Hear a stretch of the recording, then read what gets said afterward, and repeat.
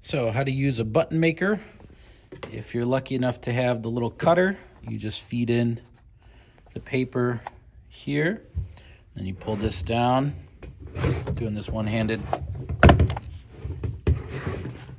and it will chop it for you.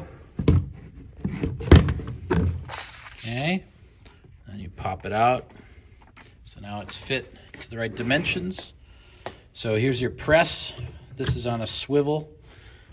There's one side has a deeper indentation. We'll get to that second.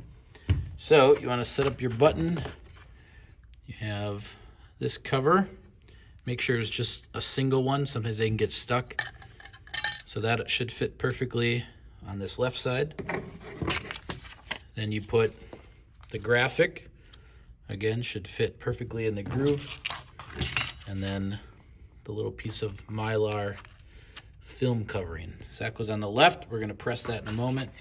Then you have the part that actually pins to the shirt.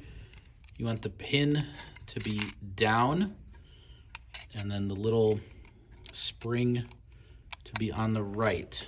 Again, that is going to get pressed onto this part, so you want to be able to pin it afterwards. So that goes in the right side like that.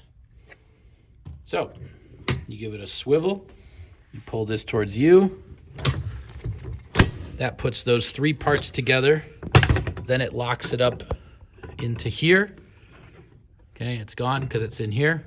Then you swivel this part around, give it another pull, and it should be good. Swivel it back out, and there is a nice button. There it is.